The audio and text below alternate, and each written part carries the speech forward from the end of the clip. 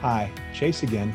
And as we round out this series, I'd like to again have Alex continue this presentation for our DBT group. Hope you enjoy. Hi, and welcome to another DBT group.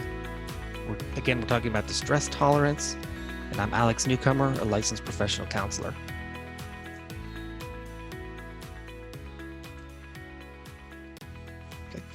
So we're going to talk a little bit first about pain and suffering, which is probably not a topic that people like to talk about much, but it's a part of life. We experience pain, and we can choose whether or not we're going to experience suffering based on how we respond to pain. Basically, pain plus non-acceptance of reality is suffering, and we can get stuck there. If we experience pain and learn to accept that it's true, accept that this is how things are, at least right now, then that's ordinary pain, and that has the possibility for us to move forward. Pain is more tolerable than suffering, but it's not always easy for us to accept things. However, freedom is found within ourselves with peace and contentment, and this is something that's possible regardless of what the circumstances are that we find ourselves in. So we talked about some skills last time to help us working towards freedom. We're going to continue talking about that today. We should also remember that our emotions are temporary, they come and go, and we shouldn't allow them to keep us stuck or interfere with us on our journey. Okay, so why should I accept things? Well, because I can choose to make things either easier or harder depending on how I respond to them. Things don't always go the way that I want them to. Sometimes we are going to have to do things that we don't want to do. And these things don't necessarily just go away because I don't want to do them. For instance, people of all ages have things that they don't want to do, like schoolwork or assignments, housework or chores. And those things don't go away because I don't like them. They're going to stay around. They're going to keep me stressed out until I deal with them. Also, I can't always get the things that I want or overcome limitations. For example, no matter how much I think about it, no matter how much I worry about it or stress about it, I'm not going to be able to fly. It is just not physically possible. So we're going to do a couple myth busters here. So the myth is, if I refuse to accept something, that is, if I won't put up with it, that it's going to change or it's going to go away.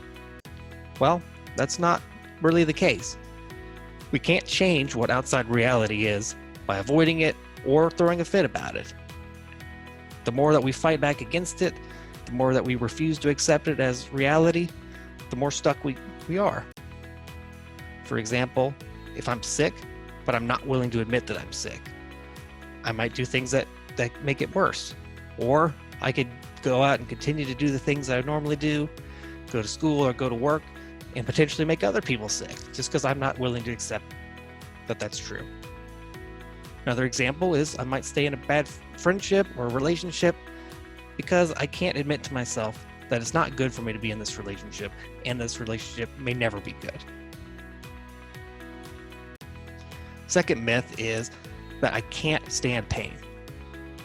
I always have to be free of pain, and I always have to avoid pain as much as possible. Well, the truth is, this is another form of not accepting reality.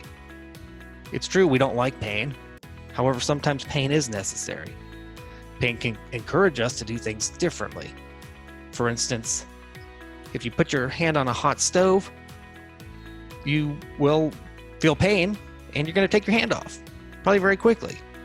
Now, if you didn't feel that pain and you didn't take your hand off the stove, then it's more likely that there's going to be long-term damage done to your hand. Also, the pain of losing someone can encourage us to care for other people and to make the most out of the relationships that we have. You might think about what has been a time in your life where you felt some type of pain, but eventually you move forward. And think about what was different for you before and after you accepted the truth of what happened. So once we accept that pain is something that we feel, we can move forward with managing it.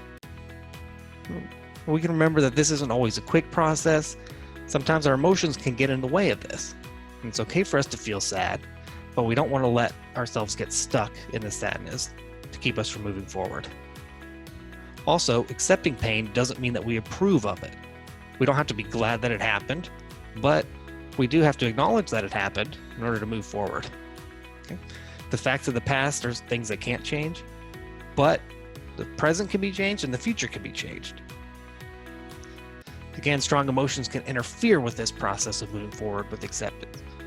For instance, we may fight against the acceptance with anger over the fact that it happened, or the person, or the situation that caused the pain. We may be filled with intense sadness or rage against the injustice that's gone on in the world. We may feel shame about who we are, or guilty about the choices we've made in the past. But it's important for us to not get stuck there. So we're going to talk a little bit more about some skills that we can use to help reduce some of that distress. We're going to talk about what we call tip skills. Okay?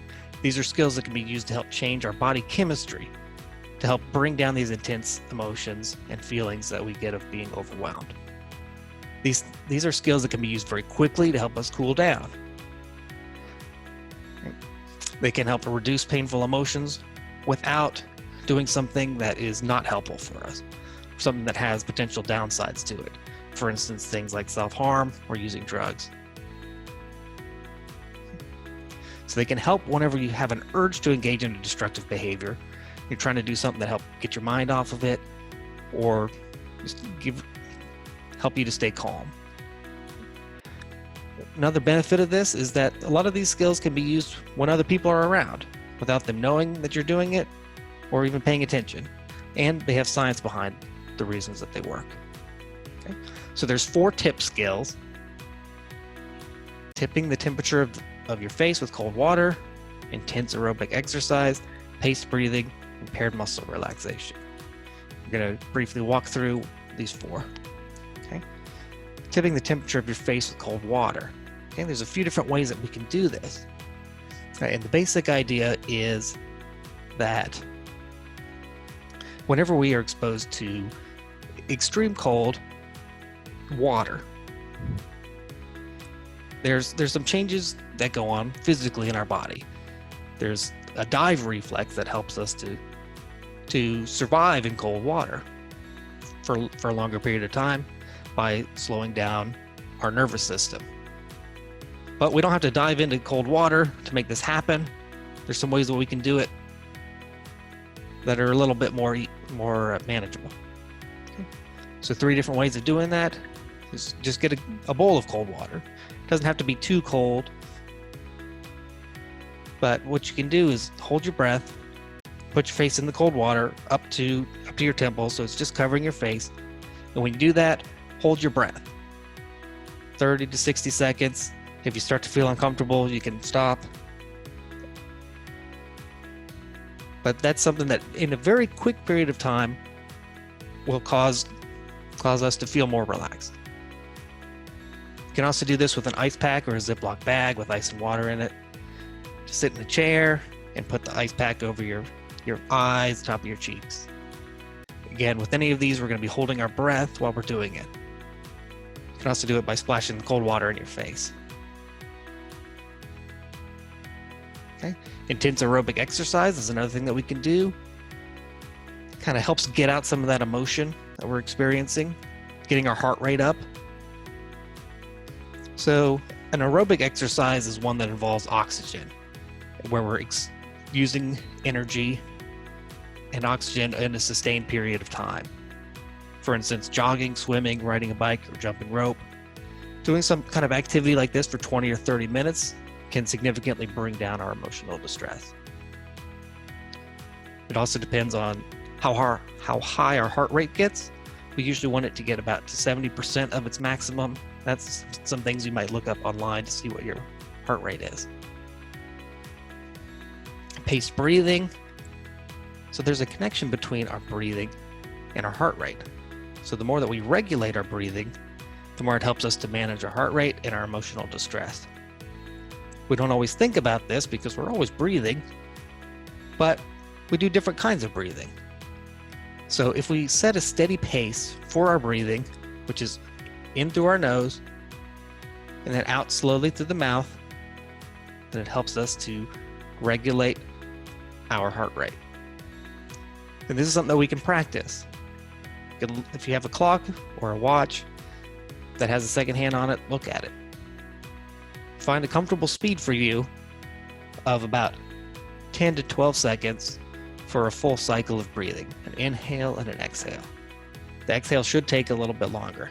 So for instance, maybe 4 seconds in and 8 seconds out, or 5 seconds in, 8 seconds out, and then repeat the cycle again. You may also look online or find some apps or some videos that can help with paced breathing. We can also pair muscle relaxation with paced breathing. And how this works is basically that we store tension in our muscles. And one of the ways to help us to relax is by tensing our muscles even more. It kind of sounds like a paradox, but the more that we tense our muscles intentionally and then let them go, we feel more relaxed than we would if we hadn't done anything. So pair these with the breathing. That we should be breathing in as you're tensing your muscles, and then breathing out as you are starting to relax your muscles, and pay attention to the difference in the feeling as you're letting go of that tension. We're going to walk through this for different muscle groups in our bodies. So you can start with your hands and your wrists.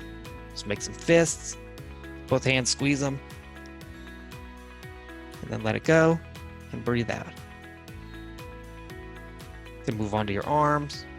So you bend both arms up to touch your shoulders. Hold it for a few seconds, then let it go. You can move down to the shoulders, forehead, eyes, chest, back, stomach, thighs, calves, and your ankles and toes. You can pause the video here, take some time to do this, but make sure you're breathing in as you're tensing and breathing out as you're relaxing. So remember that every person's different. Some of these skills are going to fit better for some people than for others. But what's important is for you to figure out which ones work for you and start practicing them. The more that you're practicing them, the easier it is to use. And also, in talking about accepting reality, remember the parts that make the most sense to you. If you don't feel like something's working, don't get discouraged. Just give it some time. You can ask for help. You can look back through these videos or find other resources. I hope this has been helpful for you. Have a good rest of the day.